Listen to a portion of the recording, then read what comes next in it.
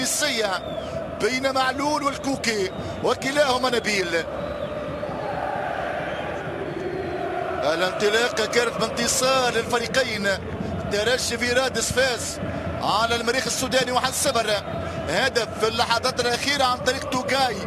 فيما بالوزداد عاد من مصر بثلاث نقاط مهمة أمام الزمالك 1-0. هدف ومبا. كرة من بالخيطر ترجع الوراء. المواجهة رقم 5 بين الفريقين على مستوى الشامبيونز ليج في آخر موسمين التقيا في هذه البطولة. الموسم الماضي في الجروب تعادل في الجزائر وانتصار الترجي بتونس 2-1. في الموسم قبل الماضي في الربع النهائي تبادل الفوز 2-0 بالوزداد، فاز في الجزائر 2-0 الترجي في تونس وبركلات الترجيح الترجي يقصي بالوزداد.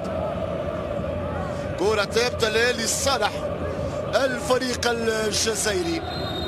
الحضور الرابع بالوزداد على مستوى دوري مجموعات. كرة ترجع من دفاعات الترجي، استلام حمدو ينطلق، تنتهي الكرة خارج الميدان. ترجي الرياضي التونسي شيخ الأندية التونسية أو غول افريقيا. ترجي مع الاهلي المصري اكثر فرق لعب دوري مجموعات. المشاركة رقم 20 نبيل معلول في حديث مع الحكم. نبيل معلول اللي ذكر ان الترجي متعود على اللعب تحت ضغط الجمهور، اللي قال شأن الجزائر من اجل الفوز. بالوزداد فريق محترم ويمتلك لاعبين مميزين، بينما الكوكي اللي اعتبر مباراة فريقه من الترجي مباراة صعبة يصعب التكهن بنتيجتها. هذه كرة باتجاه بكير يمر بكير معاه رقم توكاي المساعد يرفع الراية امام انطلاقة بالوزداد والترجي في قمة مغاربية على المستوى القاري. مباراة تنطلق بالكثير من الحقائق الكروية. كل فريق مؤهل بالشخصية والهوية لأن يلعب دور كبير. مباراة تحتاج للتدبير النفسي قبل التكتيكي، أيضا تحتاج لذكاء كبير لمكر لدهاء. كرة أولى للصالح ممثل الكرة الجزائرية شباب بالوزداد.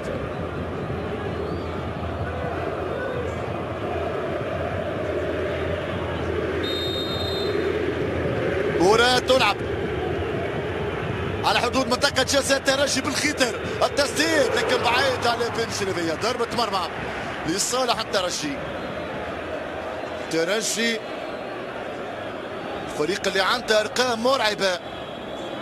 المشاركة رقم 20 في دوري مجموعات، بطل هذه المسابقة 4 مرات. الترجي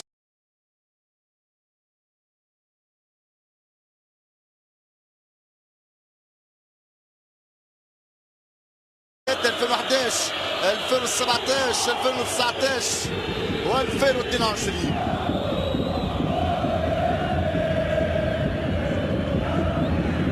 كرة ترجع في منطقة الترجي، استلام من وومبا عند بوراس يضغط الترجي. ترجع لصالح الفريق التونسي. كوليبالي الشعلالي عند يستلم غيلان، تتمرر الكرة عند بن عياد.